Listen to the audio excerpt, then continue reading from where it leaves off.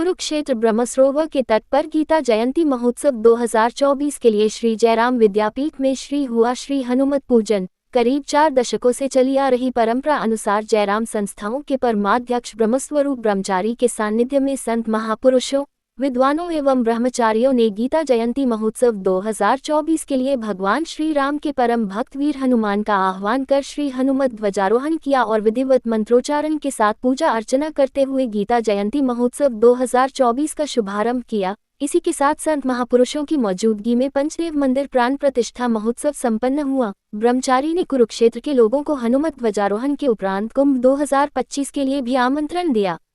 करीब 4 दशकों से चली आ रही परंपरा अनुसार जयराम संस्थाओं के परमाध्यक्ष ब्रह्मस्वरूप ब्रह्मचारी के सानिध्य में संत महापुरुषों, विद्वानों एवं ऋषि कुमारों ने गीता जयंती महोत्सव 2024 के लिए भगवान श्री राम के परम भक्त वीर हनुमान का आह्वान कर श्री हनुमत ध्वजारोहण किया और विधिवत मंत्रोच्चारण के साथ पूजा अर्चना करते हुए गीता जयंती महोत्सव 2024 का शुभारंभ किया गया।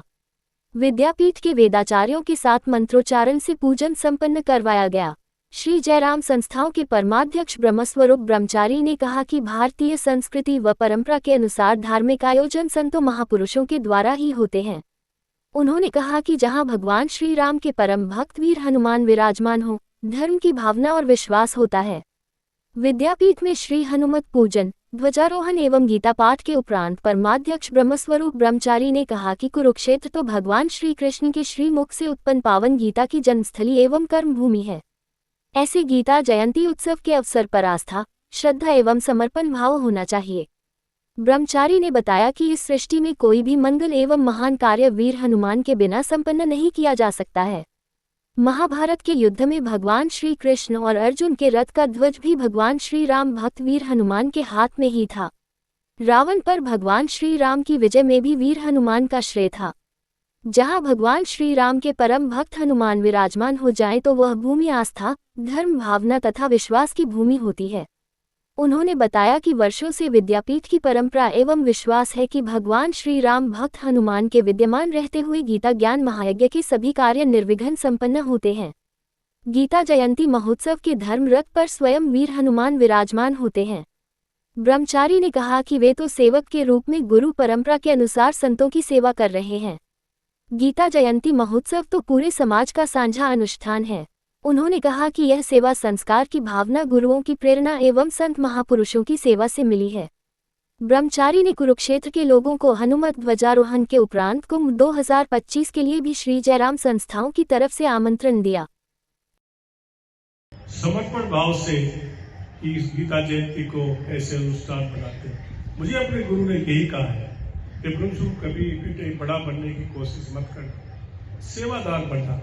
जो तुम काम करोगे वो काम आपको बड़ा बना देगा, कहने की जरूरत ही नहीं है। इसलिए वो भाव मेरे मन में अभी तक है और आगे जब तक भगवान ने समय दे रखा है इसको भी निभाऊंगा और निभाने का संकल्प भी आपके साथ, आप बहनों के साथ, आप मेरे जो साथी बैठे हैं उनके साथ संकल्प लेके मैं इसको निभाऊंगा। आपको श्रेय देता हूँ चीजों का, अपने आप नहीं लेता। मेरा तो जो कुछ होना तो हो गया, लेकिन श्रेय ये सब आपको है। आज मेरे शर्मा जी से बात हो रही थी धर्म के बारे में, इसके बारे में कि हनुमान जी तो चिरंजीव हैं, वो तो अमर हैं। 7 हमारे जो ऋषि हैं वो 7 अमर हैं, हनुमान जी भी उनमें एक हैं। हनुमान जी अमर क्यों हुए? सिर्फ 2 कारणों से अमर हुए। एक तो सेवा भाव, राम जी के सारे कार्य सेवा भाव से, और दूसरा समर्पण भाव। जिसमें सेवा है और जिसमें समर्पण है वो अमर है। पहले सनातन काल के समय का व्यक्ति नहीं है, कलयुग में है। तो हम अगर सेवा करते हैं, गुरु को भगवान के रूप में मान करके, गुरु भगवान नहीं होता, भगवान से मिलाने वाला, बताने वाला गुरु रास्ता देने वाला होता है, देने वाला होता है। जैसे कल मैं बात कर रहा था कि एक माँ ऐसी है जो गुरु से भी मिलवाती है, माँ ऐसी है जो भगवान से भी मिलवाती है, माँ एक ऐसी है जो पिता से भी मिलवाती है, पिता का परिचय भी माँ देती है। रामायण में पंडित जी बैठे हुए हैं ना, गौतम जी, महाभारत में भी, रामायण में भी सीता जब लव कुश का युद्ध हो रहा है राम के साथ उसके साथ, तो गुरु वाल्मीकि जी आते हैं, राम को कहते हैं क्या कर रहे हो,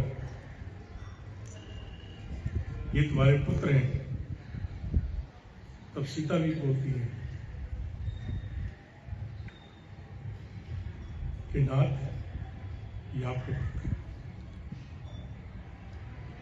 समाज के कल्याण के लिए आपने वक्त लिया हुआ है, वो कभी भी आ सकता है, आपको वहां रहना चाहिए। तो मेरा भाव यही है कि ये 11 तारीख तक गीता जयंती के प्रोग्राम है, आप सभी करेंगे तो हम आपके साथ बैठ करके हम भी आनंद लेंगे, हम भी गुणगान में शामिल होंगे। और इलाहाबाद का कुंभ है, इसलिए मैंने कुंभ से इस बात को उठाया है कि बहुत नजदीक उस समय कुंभ का भी आ गया, दोनों का मेल एक साथ हो गया। और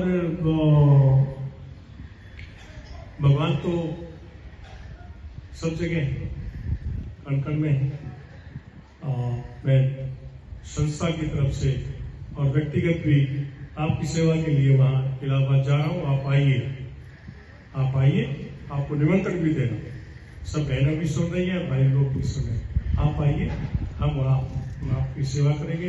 1.5 महीना मैं वहां रहूंगा और उसके बाद फिर यहाँ आपकी सेवा फिर आ जाएंगे। तो